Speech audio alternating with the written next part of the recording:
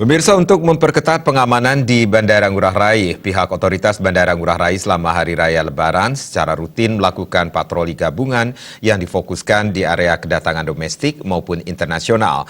Dalam patroli gabungan ini, selain melibatkan personel dari berbagai unsur, tim pengamanan juga mengerahkan 2 ekor anjing pelacak. Sebagai salah satu pintu gerbang utama Pulau Bali, Bandara Internasional I Gusti Ngurah Rai terus berupaya melakukan antisipasi keamanan dengan melibatkan personel dari berbagai unsur seperti dari kepolisian, TNI, dan tim pengaman internal bandara. Khusus selama musim Lebaran tahun ini dibuka posko terpadu angkutan Lebaran dari tanggal 28 Mei hingga 13 Juni mendatang. Menurut Koordinator Pengamanan Bandara I Gusti Ngurah Rai Ibtu Iketut Sutarga, untuk mencegah terjadinya pelanggaran oleh para penumpang yang melalui Bandara Ngurah Rai, pihaknya secara rutin juga menggelar patroli gabungan 3 kali dalam sehari dengan melibatkan sekitar 47 aparat ditambah 2 anjing pelacak.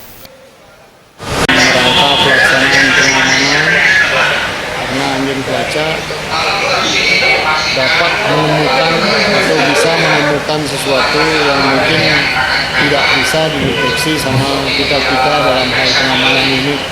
Maka dari itu kita melibatkan anjing pelacak dalam rangka pemeriksaan koper, bagasi, dan lain sebagainya.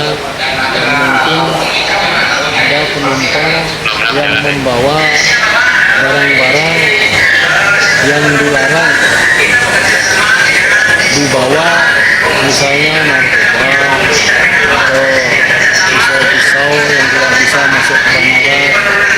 Sudah barang tentu kita mempergunakan atau membantu anjing pelacak yang bisa menemukan itu. Dalam patroli gabungan ini, tim yang bertugas menyusuri area bandara mulai dari area kedatangan dan keberangkatan domestik hingga area kedatangan dan keberangkatan internasional. Di samping rutin melakukan patroli gabungan, tim keamanan bandara tetap melakukan prosedur pengamanan seperti biasa.